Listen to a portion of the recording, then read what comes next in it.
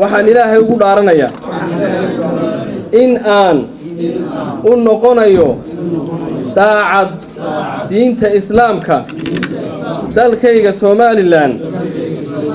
halkan oo ah xarunta maamulka gobolka Togdheer ayaa maanta waxa si rasmi ah loogu dhaariyay xubnaha golaha deegaanka ee degmada Burco iyadoo sidoo kale lagu doortay maayirka iyo maayir ku-xigeenka 5 sano ee soo socota waxaana ka soo qayb galay goobtii lagu dhaarinayay maamulka gobolka Togdheer xoghayaha fulinta dawladda hoose taliyaha qaybta booliska gudoomiyayaasha xisbiyada mucaaradka ah ee gobolka Togdheer ugu horeynba waxa hadallo kooban oo isugu jira dardaaran iyo duco halkaasi ka jeediyay mas'uuliyiintii ka socotay xisbiyada mucaaradka ah ee wadani iyo ucid iyo sidoo kale xoghayaha fulinta dawladda hoose ee degmada Burco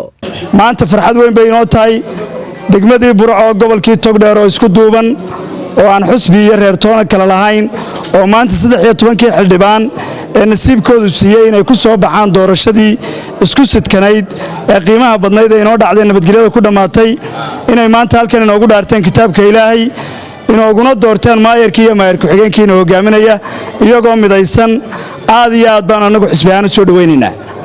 sida runtii hormuud baan ka ahaa midnimada Burco xisbiga wadani baa hormuud ka xaqiiq ahaan qoladii cidna waa taas afka noo soo gashay maanta farxad weyn bay noo tahay reer Burco iyo Somaliland oo dhan waa golihii labaad ee isqanciya ee dibadda ku soo heshiiya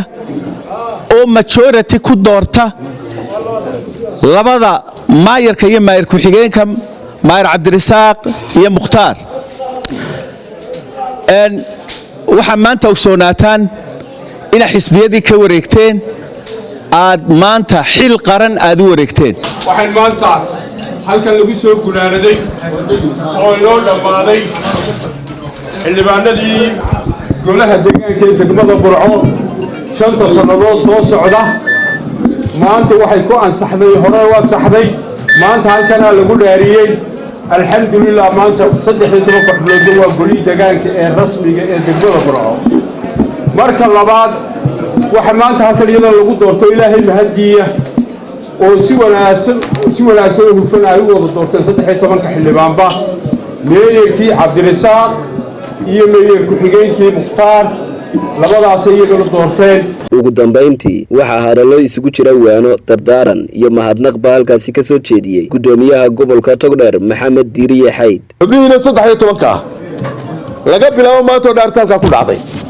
waxa ka tirsantiin horta xukuumadda ka tirsantiin waxa ka tirsantiin wasaaradda arrimaha gudaha ka tirsantiin maaha maalintii aad ku jirteen campaign-ka ee afka xisbiga ku hadlaysay maaha maalintii ay tolaayidu jirtay maaha maalintii ay oran jirteen xukuumadda caynkaasa wasiirka madaxweynaha caynkaasa wasiirka arrimaha gudaha caynkaasa maaha maanta waxa ka tirsantiin dawladii dhexe waxa ka sii tirsantiin wasaaradda arrimaha gudaha yaan la idin colaysiinin idinkii wasaaradda ka tirsanayeen wasaaraduna waxay diyaar u tahay inay idin la shaqeyso Shaybe Umar Ismaan RTN TV magaalada Burco.